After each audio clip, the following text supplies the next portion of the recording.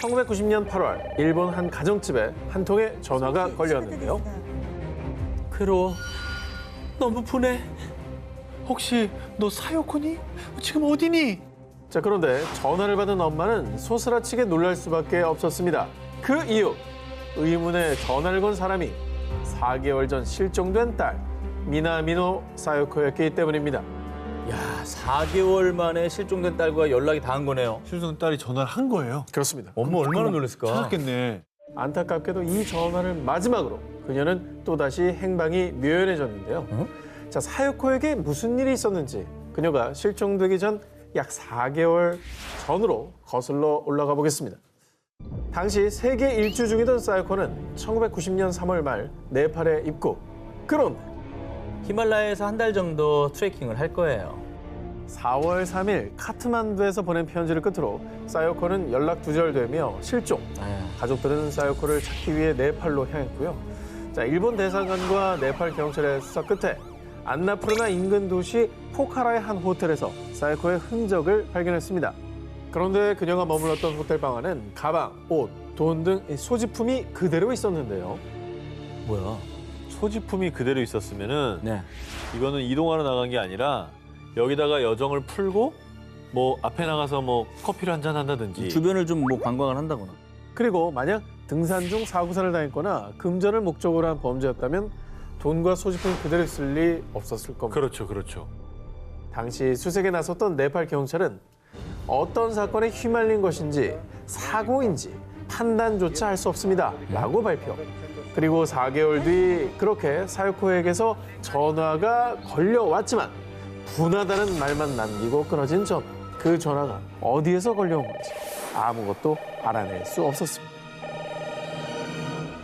2019년 8월 3일 한 영국 가족은 말레이시아 쿠알라룸푸르에서 약 65km 떨어진 세렘밤의 열대 우림 속에 위치한 리조트로 가족여행을 떠났습니다. 그런데 이튿날 아침 방에서 자고 있던 15살 딸 노라 앤 퀴어린이 갑자기 사라졌는데요. 1층 거실 창문이 살짝 열려 있을 뿐 노라는 자신의 방을 비롯해 리조트 그 어디에서도 보이지 않았습니다. 혹시 뭐 산책을 혼자 나갔다가 길을 잃어버린 건 아니었을까요? 자, 이후에 신고를 받고 출동한 말레이시아 경찰의 추측도 같았습니다. 하지만 우리 노라는 납치된 게 틀림없어요. 노라에게는 발달 장애가 있었는데 평소 몸이 약한 노라가 창문을 넘어서 스스로 밖으로 나갈 리 없다며 납치를 주장했던 겁니다. 자, 이후에 노라를 찾기 위해 대대적인 수색 작업이 펼쳐졌는데요. 말레이시아 경찰, 군대를 비롯해 원주민 300여 명이 이 밀림을 뒤졌습니다. 또 헬리콥터, 드론, 탐지견까지 총동원. 실종 5일째 노라의 흔적이 발견되지 않자 잠수부까지 동원. 밀림 내 강과 계곡도 샅샅이 수색에 나섰습니다. 그리고 드디어 실종 열흘째인 8월 13일 실종됐던 노라를 찾을 수 있었습니다. 다행이다. 다행이다, 다행이다. 다행이네요. 이제 무사히 발견된 건가요? 그러나 리조트에서 약 2.5km 떨어진 개울에서 발견된 노라. 이 노라는 이미 싸늘한 시신이 돼 있었고요. 옷이 벗겨진 알몸의 상태였다고. 납치야. 납치해서 성폭행. 아유. 자, 그런 생각이 들 수밖에 없죠. 아유. 그런데요, 부검 결과 말레이시아 경찰은 노라가 굶주림과 극심한 스트레스로 인한 장출혈로 사망했다고 보도했습니다. 그러나 이번에도 가족들은 인정하지 않았습니다. 현지 경찰이 단순 사고사로 매듭 지으려고 하고 있어요. 이건 단순 실종 사건이 아니라고요. 또 평소 균형을 잡는 데 어려움이 있었던 노라가 험난한 밀림을 혼자 헤매고 다녔는데 시신에서 아무런 상처가 발견되지 않은 것도 수상하다고 의혹을 제기한 겁니다. 한 번도 안 넘어지고 한 번도 어디 나뭇가지나 이런 데 긁히지 않고 2.5km나 떨어진 곳까지 갔다고? 그렇다면 대체 왜 노라는 홀로 그 어두운 밀림 속으로 들어갔던 걸까요? 그리고 소녀에게는 무슨 일이 있었던 걸까요? 브라질 출신의 모델 엘로이자 핀투 폰테스.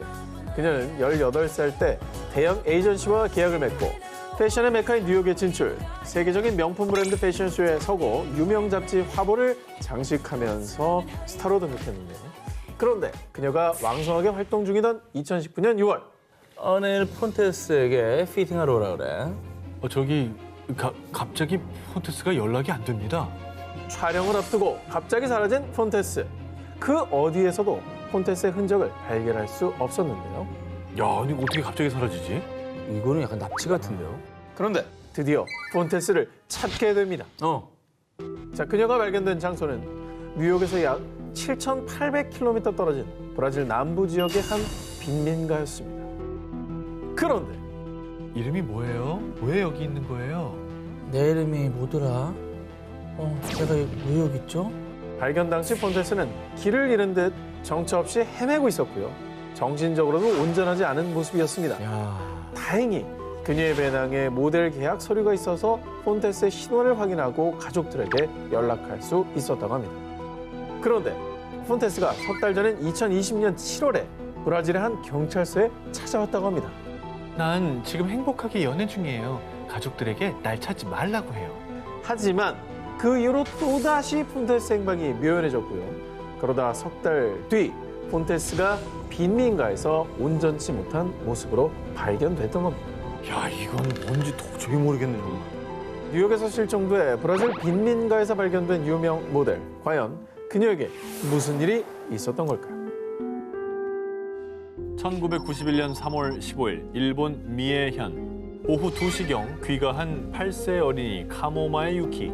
당시 아버지는 낮잠을 자고 있었고 유키는 평소처럼 혼자 코코아를 타 마셨습니다. 그런데 오후 3시 30분경 언니가 집으로 귀가했을 땐 집안의 온기가 채 가시지 않은 따뜻한 코코아 한 잔만이 있을 뿐 유키는 그 뒤로 집에 돌아오지 못했습니다. 아, 유괴인가 보다. 따뜻한 코코아면 정말 찰나다, 진짜. 순식간에. 아니면은 친구 만나러 그냥 막 나간 거 아닐까요? 실종 당일 유키는 친구들과의 약속을 모두 거절했다고 합니다. 어쨌든 뭔가 긴박한 상황이 벌어졌다는 얘기네요, 그죠?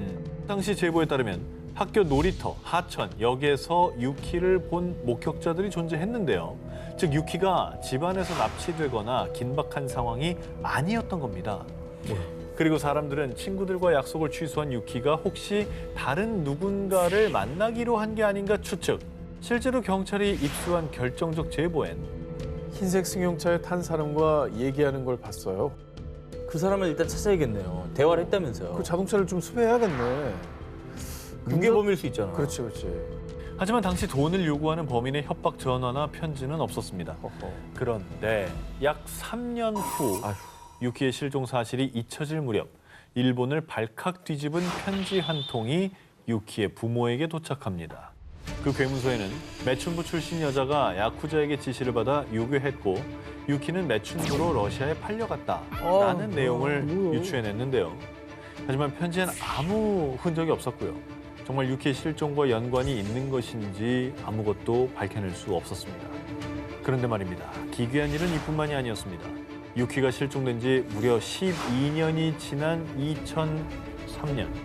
내 키는 170cm 정도고 난 짧은 파마 머리를 했습니다. 한 남성이 유키의 집에 전화를 걸어 대뜸 자신의 인상착의를 설명했습니다. 뭐야 갑자기? 갑자기 뜬금없이 그걸 설명한다고요? 자, 이런 반응이 나오죠. 당연합니다. 그런데 남성이 말한 짧은 파마 머리는 유키 실종 당시 흰색 승용차에 탄 남성의 인상착의와 일치. 놀라운 점은 당시 경찰은 남성의 인상착의를 언론에 발표하지 않았다는 겁니다. 하지만 전화의 발신지나 발신자를 파악할 수는 없었고요. 유키 실종은 여전히 의문에 의문을 더하며 일본의 3대 아동 실종 사건으로 남았습니다.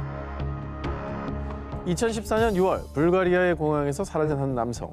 7년이라는 시간이 흐른 지금도 여전히 풀리지 않는 미스터리한 사건인데요. 특히 실종 당일 공항 CCTV에 포착된 그의 마지막 모습은 더 큰 의문을 남겼습니다. 돈을 들고 가죠. 평범한 여행객 같은데요? 줄을 두리번 거리는데 왜 이래? 어머머! 가방 다 어디 가고? 가방 놓고 뛰어간다. 어디 가? 자, 재빠르게 달아나 종적을 감춘 실종자는 독일 출신의 28세 남성 라스 미텐크인데요. 자, 이 미스터리한 사건의 발단 살펴보겠습니다. 친구들과 함께 불가리아 여행 중이었던 미텐크. 술집에서 축구 경기를 보던 중 상대팀을 응원하던 다른 일행과 시비가 붙어 싸움에 휘말렸고요. 당시 미 탱크는 고막 파열이라는 큰 상처를 입었습니다. 심하게 싸웠구나. 이대로 비행기를 타면 고막 상태가 더 악화될 거예요. 자, 비행기 탑승 시 기내 압력 변화로 고막 상처가 더 악화될 수 있다는 진단을 받은 미 탱크. 결국 그는 귀국을 포기. 병원에서 항생제를 처방받은 뒤 홀로 불가리아에 남았고요. 자, 갑작스럽게 여행 일정에 차질이 생기며 여행 경비가 부족했던 미 탱크는 값싼 호스텔에 묵게 됐습니다. 그런데 하필 미 탱크가 묵은 호스텔은 매춘가와 불법 암시장이 자리 잡고 있는 우범지대였는데요. 아이고. 저런 데가 싸니까 저런 데를 찾아갔네요. 그래도 좀 좋은 데 가지. 어머니에게 전화를 건 미 탱크는 충격적인 이야기를 전했습니다. 어떤 남자 4명이 자꾸 저를 따라다녀요. 너무 무서워요. 정체불명의 남자들에게 미행을 당하고 있다는 겁니다. 심지어 자신이 처방받은 항생제가 어떤 약인지 알아봐 달라는 문자를 보내기까지 했습니다. 무섭다. 아니 뭐 본의 아니게 무슨 뭐 범죄 목격자가 됐거나 그럴 수도 있는 거고. 연루됐을 수도 있고 연루될 수도 있고. 의도치 않게 연루가 된 거지. 근데 병원에서 처방받은 약은 왜 의심하지? 그것도 이상했나? 극도로 두려움을 느낀 미 탱크는 가족들에게 최대한 빠른 귀국길 항공편 예약을 부탁했고요. 곧바로 짐을 싸 공항으로 향했습니다. 자, 그리고 비행기를 타기 전 고막 치료를 받기 위해 공항에 마련된 의료시설을 찾은 미 탱크. 그런데 검사를 받던 중 제복을 입은 공항 직원이 들어오자 미 탱크가 갑자기 비명을 지르며 뛰어나간 겁니다. 왜? 이후 경찰이 그가 달아난 해바라기 밭 인근을 수색했지만 미 탱크를 찾을 수 없었습니다. 그렇게 7년째 미 탱크는 돌아오지 않고 있습니다. 1977년 11월 15일 일본 니가타. 하교 후 집으로 향하던 13살 소녀 요코타 메구미. 늦은 밤이 돼도 딸이 집에 돌아오지 않자 그의 아버지 요코타 시게루는 경찰에 딸의 실종을 신고했습니다. 그러나 그 어떤 흔적도 찾을 수 없었고요. 고통의 세월을 보내야 했습니다. 그런데 메구미가 사라진 지 20년이 지난 1997년 일본 언론에 메구미의 행방을 알고 있다는 한국인의 증언이 공개된 겁니다. 그렇다면은 뭐 한국에 있었다는 얘기인가요? 메구미가? 증인의 입에서 나온 충격적인 이야기. 요코타 메구미를 북한에서 봤습니다. 증인은 한국으로 망명한 북한 공작원 출신 안모 씨였는데요. 그는 메구미가 북한에 살면서 북한 공작원들의 일본어 교육을 담당했다고 주장했습니다. 그리고 그로부터 5년 후 2002년 9월 17일 북한 평양에서 열린 북일 정상회담. 당시 일본 고이즈미 주니치로 총리는 김정일 당시 국방위원장에게 충격적인 소식을 전해 듣습니다. 메구미가 북한으로 온 게 맞소. 하지만 그녀는 지금 세상을 떠났습니다. 하지만 메구미가 결혼과 출산 후 우울증을 겪다가 1994년에 자살을 했다고 전했습니다. 사실 그 참 기부한 인생 아니십니까? 그러니까요. 가족과 고국에 그리웠으면 결혼을 해서 아이까지 낳았는데도 불구하고 극단적인 선택을 더 하셨던 거겠죠. 이후 메구미의 죽음에 대한 여러 가지 의혹들이 제기됐습니다. 먼저 2004년 북한으로부터 전달받은 메구미의 유골이 메구미의 DNA와 일치하지 않았던 겁니다. 게다가 북한 공작원 출신 김연희가 메구미는 죽지 않고 살아있다고 주장. 그녀의 주장에 따르면 북한 공작원들의 일본어를 가르친 그녀가 북한의 비밀을 너무 많이 알고 있기 때문에 일본으로 돌아가지 못한다는 거였죠. 자, 뭔가 석연치 않은 부분이 분명히 있는 것 같아요. 증언들이 계속 나오고 있고 뭔가 앞뒤는 안 맞네요. 생존 모습을 봤다고 또 하는 증언들이 있으니까. 부디 그리운 가족의 품으로 하루빨리 돌아갈 수 있길 바랍니다. 2017년 1월 27일 새벽 1시경 홍콩의 한 호텔에 머물던 40대 남성이 깜짝같이 실종되는 사건이 발생했는데요. 시간이 지나도 해당 남성이 숙소로 돌아오지 않자 그의 아내가 남편의 실종 신고를 했고요. 이후 호텔 CCTV에 포착된 그의 마지막 행적. 휠체어를 탄 채 정체불명의 남성들을 따라가는 모습이었습니다. 그리고 알고 보니 실종 남성은요. 중국 투자회사 M그룹의 창업자로 자산 규모만 약 6조 7천억 원 샤오젠화 회장님이었습니다. 곧바로 이 사건은 중국 재벌 회장의 실종 미스터리라며 홍콩을 비롯해 전 세계에 대대적으로 보도됐습니다.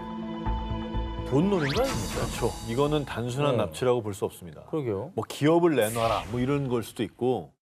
그의 실종 소식이 전해지자 여러 가지 추측들이 난무했는데요. 그중 유력한 소문 하나. 샤오젠화가 중국 공안에 체포된 거 아니야? 샤오젠화 회장이 사실 중국 공안에 체포돼 수사를 받고 있다는 내용이었습니다. 공안에 체포 이런 얘기면 뭘 잘못했던 얘기 아니에요?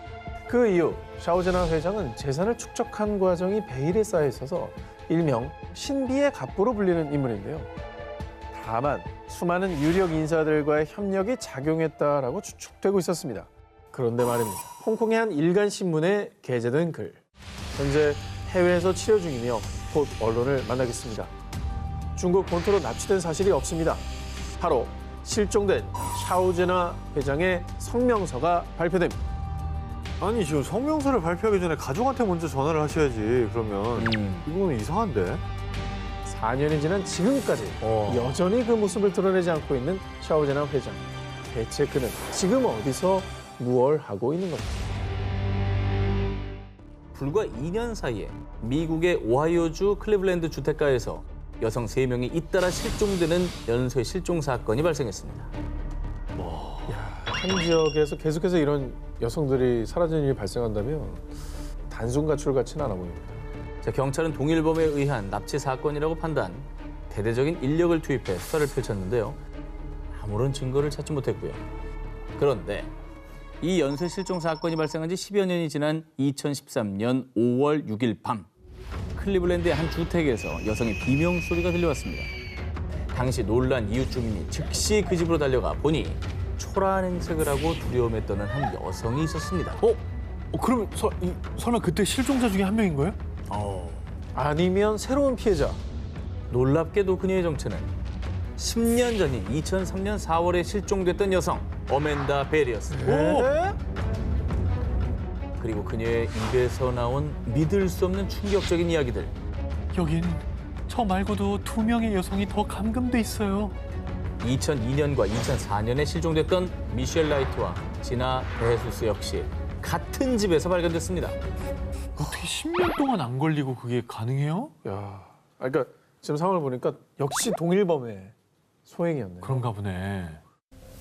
납치범의 정체는 남성 아리엘 카스트로와 그의 형제들. 그들은 납치한 여성들을 무려 10여 년이나 지하실에 감금한 채 구타하고 성폭행. 피해자들은 냉골 같은 지하실에서 사슬로 기둥에 묶인 채 지옥과도 같은 나날들을 보내야 했는데요. 심지어 피해 여성 중 한 명인 나이트가 원치 않는 임신을 하게 되자 유산시킬 목적으로 임신한 그녀의 배를 둔기로 폭행까지 했다고 합니다. 아휴, 결국 카스트로는 총 977개 혐의로 기소됐는데요. 하지만 그는 2013년 9월 죄값을 다 받기도 전에 교도소에서 숨진 채 발견됐습니다. 어떻게 10년 동안 사람을 가뒀는데 그걸 못 찾을 수가 있는지. 그렇죠. 왜냐면 뻔히 이게 뭐 산골짜기도 아니고 주택가에 있었는데. 같은 그 동네예요. 그러니까 게다가 이웃이고. 야.